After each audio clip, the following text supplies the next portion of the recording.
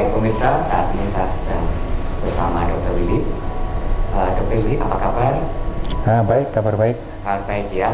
Dr. Willy, bisa disebutkan jenis apa saja sih vaksin yang ada di Indonesia ini? Oke, jadi vaksin sendiri sebenarnya ini kalau kita ngomong vaksin ini kan tidak hanya di Indonesia. Vaksin ini di seluruh dunia sekarang sedang digalakkan karena menyangkut masalah pandemi coronavirus disease 19 atau yang kita biasa panggil COVID-19 itu ya. Ini sudah kira-kira mulai sebenarnya berawal di Wuhan itu kira-kira Desember 2019. Tapi dinyatakan KLB pertama kali di Indonesia oleh Pak Wali Kota Surakarta. Pada zaman itu masih Pak Rudi. Ya. Pak Efek Rudi Hadiatmo 13 Maret. Ya itu sampai sekarang peningkatannya masih signifikan. Di Indonesia masih tinggi, di atas 6.000 dalam satu harinya, kadang 10.000 lebih, 12.000. Jadi ini kita seluruh dunia termasuk Indonesia berlomba-lomba untuk bagaimana caranya supaya bisa kita tekan ini untuk COVID-19 ini.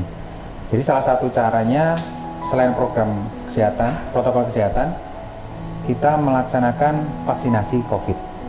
Nah, vaksinasi COVID ini adalah suatu yang kita masukkan dalam tubuh kita yang digunakan untuk membuat imunitas dalam tubuh kita, kekebalan dalam tubuh kita.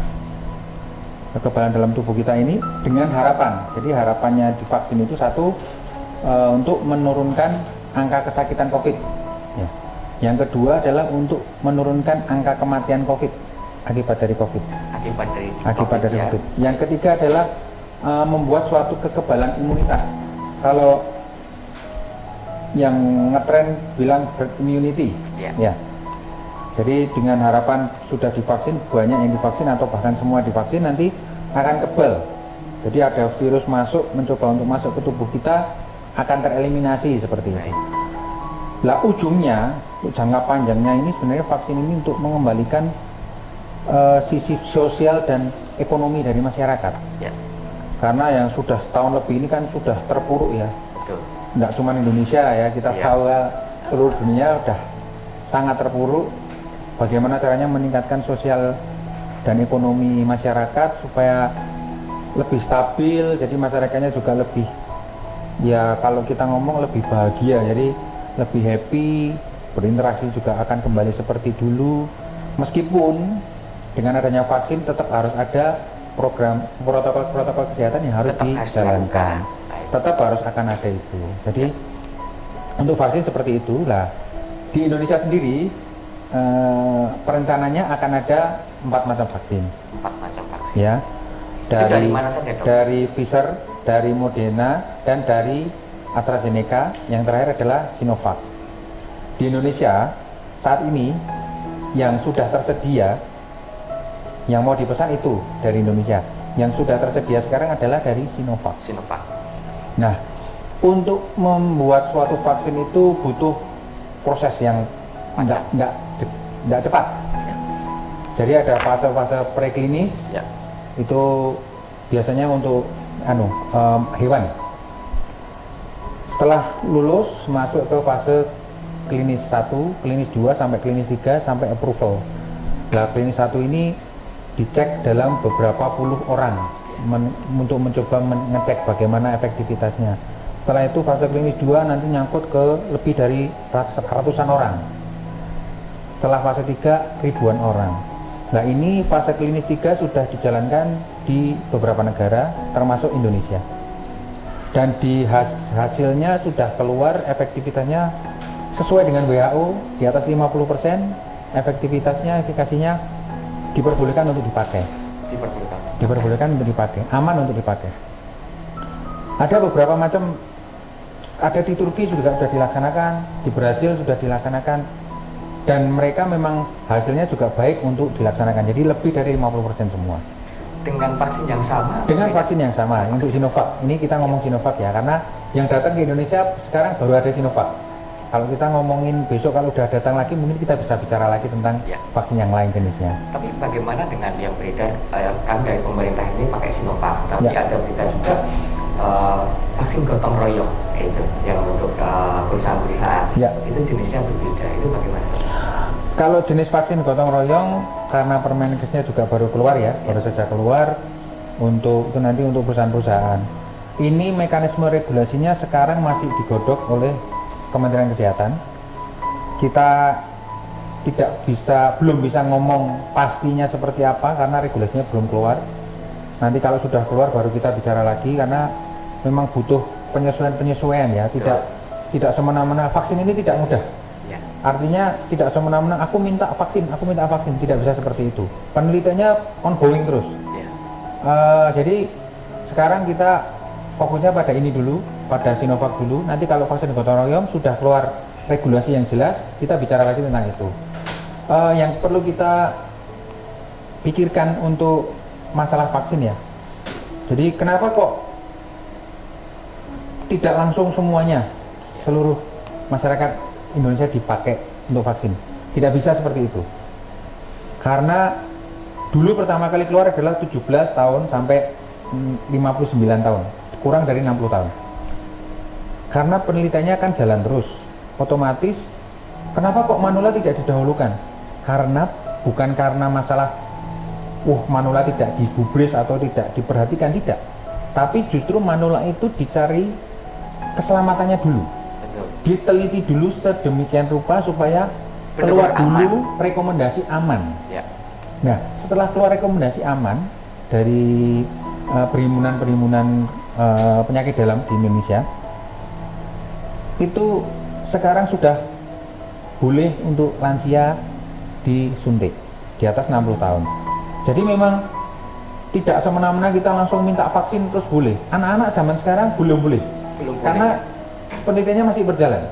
Nanti kalau sudah keluar, oh ini ternyata aman untuk anak, dosisnya seperti ini, lah itu baru kita akan laksanakan untuk anak-anak. Jadi memang tidak semudah itu, tidak semena-mena kita langsung tembak semuanya disuntik. Tidak bisa seperti itu. Jadi kita tidak semudah itu. Baik. Kita harus menunggu penelitian-penelitian yang sekarang masih berjalan supaya jelas pasti kita kasih itu dalam taraf yang aman. Ya. Kalau nanti tidak aman, belum aman, ya kita kan nggak boleh ya kita memberikan sesuatu hal obat, apalagi ini vaksin ternyata tidak aman, kita suntikkan, nanti kalau ada masalah di kemudian hari, wah nanti akan repot lagi kita. Ya. Jadi seperti itu. Ya. Dari vaksin Sinovac ini seberapa aman sih dok? Ini kan masyarakat juga banyak yang bimbang dengan berita-berita hoax yang beredar di WhatsApp maupun di media sosial bahwa setelah divaksin kemudian meninggal. Itu isu-isu seperti itu cukup banyak berkembang di masyarakat. Bagaimana tanggapannya? Ya, terima kasih. Untuk Sinovac sendiri, selama di Indonesia kan pertama nakes ya, tenaga kesehatan. Kita sudah jalan nakes sampai sekarang, mulai lansia sampai hari ini. Untuk efek samping dari yang suntikan Sinovac sampai sekarang hanya gejala-gejala ringan sampai sedang.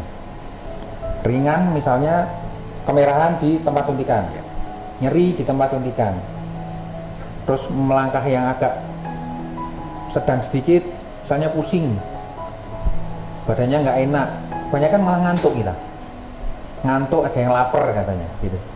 Jadi hal-hal yang tidak berat gitu.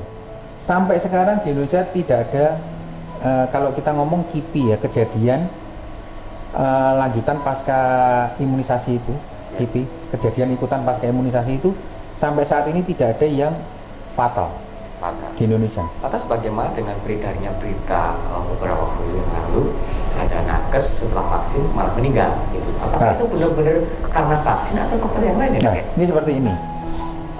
Kalau di Indonesia setelah vaksin meninggal gara-gara vaksin belum ada, tidak ada. Semoga tidak ada sampai besok lagi ya. Tapi ada yang beredar, loh kenapa kok setelah divaksin ada yang masih konfirmasi? Ya. Ini ada banyak faktor. Satu, dia sudah divaksin itu vaksin keberapa? Karena efektivitas vaksinasi ini dari yang terakhir ya, dari yang terakhir 28 hari setelah divaksinasi efeknya akan maksimal. 28 hari setelah vaksinasi yang pertama. Ya. 2 minggu kemudian setelah vaksinasi pertama itu kan ada vaksinasi yang kedua. Ya. Jadi 14 hari. Minimal 14 hari vaksinasi kedua. Berarti 14 hari setelah vaksinasi kedua, itu totalnya 28 hari, itu adalah dianggap kita dari penelitian terakhir kekebalan maksimal tubuh kita tuh mulai muncul di situ 28 hari. Nah ini kalau misalnya ada yang, oh ternyata kok masih confirm ya? Nah itu perlu diteliti lebih lanjut, apakah dia baru vaksin yang pertama, ataukah pada saat sebelum disuntik vaksin pertama itu dianya sudah konfirmasi. Karena ada yang pertanyaan, kenapa kok tidak diperiksa dulu sebelum divaksin? Kenapa kok nggak di PCR dulu sebelum divaksin? Gitu ya? Untuk penelitian itu dilakukan. Penelitian dilakukan. Tapi kalau kita sudah taraf setelah fase uji klinis ketiga, kita suntikan ke masyarakat, itu memang tidak dilakukan. Memang aturan mainnya seperti itu. Jadi kalau ditanya kenapa, ya memang aturan mainnya seperti itu. Kalau untuk penelitian dulu dipakai, dicek dia. Sebelum divaksin dia dicek dulu. Kalau dia negatif baru boleh divaksin. Ya. Tapi kalau untuk masyarakat umum seperti ini tidak dilaksanakan. Ya. Jadi untuk yang kefatalan itu untuk Sinovac di Indonesia sampai sekarang tidak ada. Masih sangat minim ya. Masih Dok? sangat minim untuk Ya. gejala sedang berat pun sangat minim sekali. Ya. Biasanya setelah divaksin itu akan ada efek samping apa saja Ya. Dok ya? Ya, efek samping seperti yang saya bilang tadi, sudah saya singgung sedikit. Misalnya yang paling banyak itu agak merah di tempat suntikan. Terus kadang nyeri, ada yang nyeri. Terutama kalau sudah suntikan kedua ya, suntikan kedua itu otomatis akan terasa lebih nyeri karena lokasinya sama persis saat suntikan pertama. Mungkin radangnya belum sembuh benar, sudah disuntik kedua. Jadi kadang agak terasa nyeri. Oke. Terus yang banyak lagi tadi saya bilang lapar, merasa lapar, ngantuk, nah itu. Terus ada yang beberapa pusing. Kalau disebabkan karena apa Dok? Efek pusing? ya memang efek itu macam-macam karena metabolisme tubuh kita sendiri ya. Baik. Untuk menjelaskan itu memang sangat kompleks, sangat rumit. Ya. Tapi yang jelas memang perbedaan itu ya banyak sekali. Kayak saya tidak ada efek merasakan apa-apa. Tapi ada teman saya yang merasakan habis disuntik itu, terutama yang kedua itu saya ngantuknya luar biasa. Sampai nggak bisa bekerja. Ada juga yang seperti itu. Tapi ada yang seperti saya nggak ada merasakan gejala apa-apa, juga ada. Ya itu memang tergantung dari metabolisme tubuh kita sendiri. Dia memang sulit untuk dijelaskan secara gamblang betul ya. itu sulit. Baik.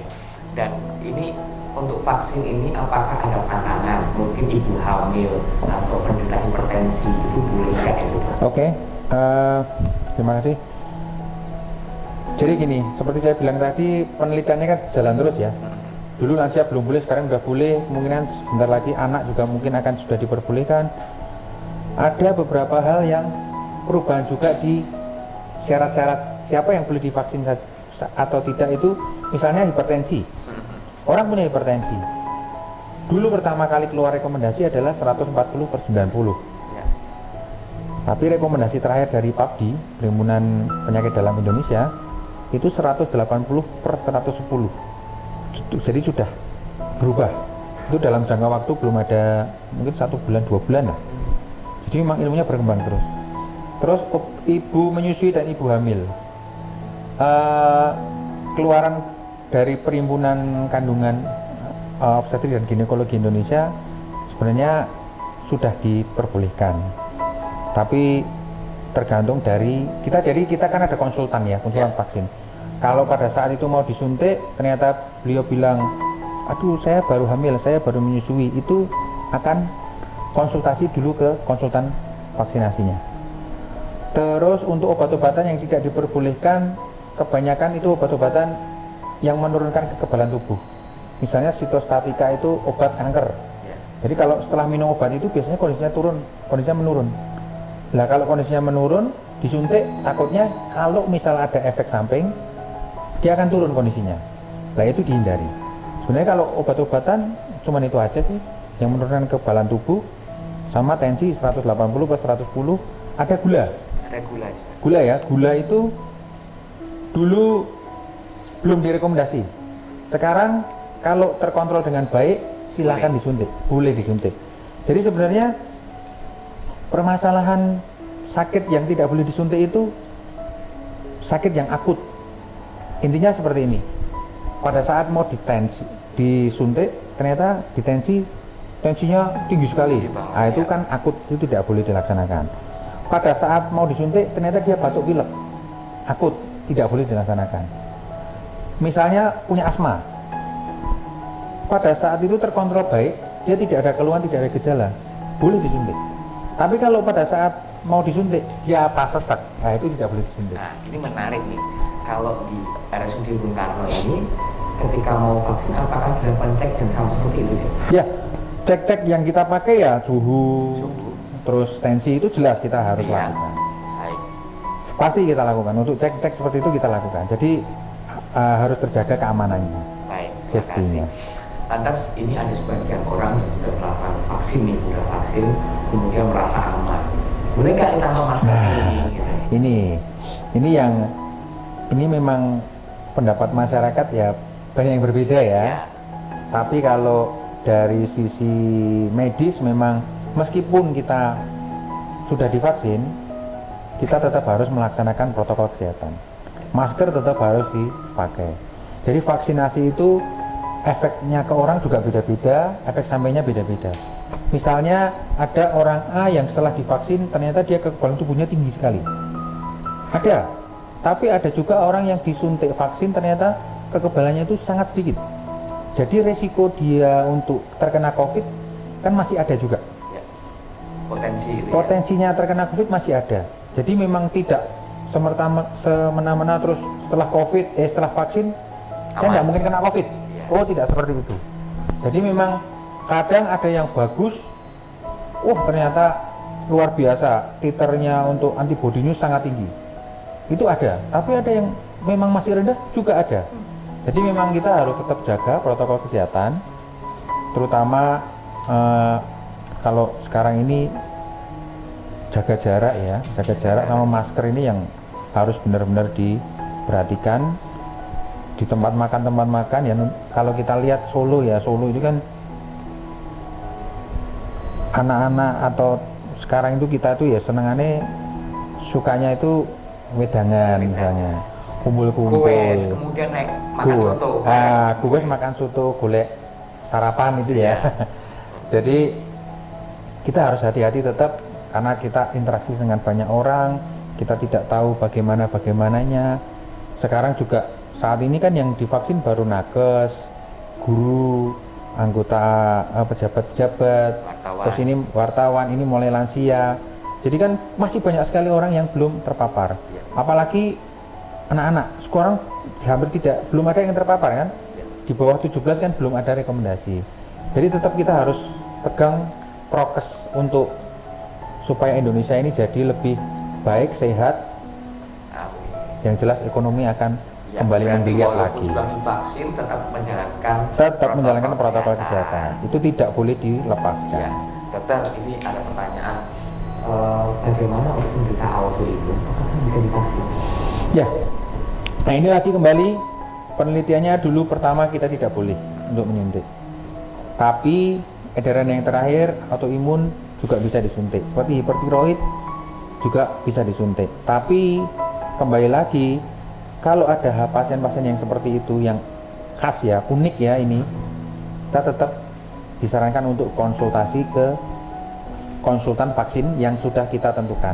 Kalau di rumah sakit biasanya kita konsultannya pakai spesialis penyakit dalam.